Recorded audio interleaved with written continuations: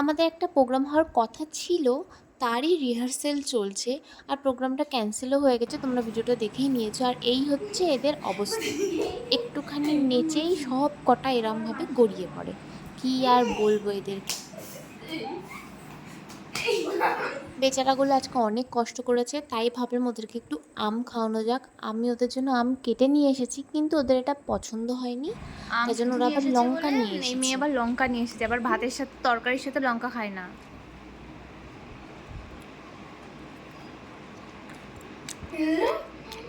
সাবাস,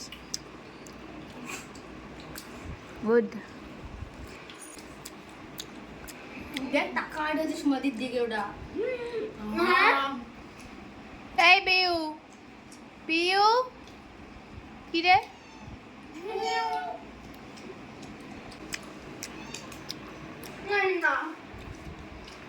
আর ও কিছু বলে না, ও বিশাল কুড়ে। এই দিন ছিল একাদশী আর আমার দাদুর মৃত্যুবার্ষিকী, তাই জন্য আমাদের মন্দিরে ছোট্ট একটা হরিসভার আয়োজন করা হয়েছিল।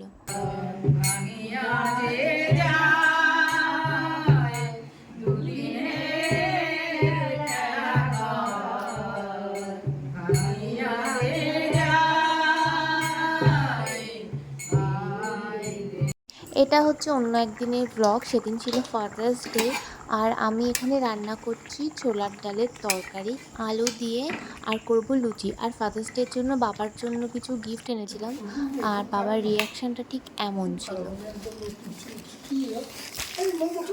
সরি, এই নাও, হ্যাপি ফাদার্স ডে চকলেট, আর এটাও তোমার জন্যে।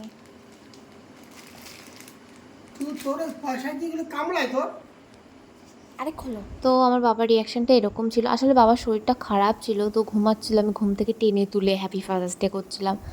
আর শরীরটা খারাপ, তারপরে আবার টাকা খরচ করে গিফট কিনেছি, তাই জন্য একটু খ্যাটখ্যাট খ্যাটখ্যাট করছিল, বাট ইটস ওকে, সব মা বাবারা এরকমই করে।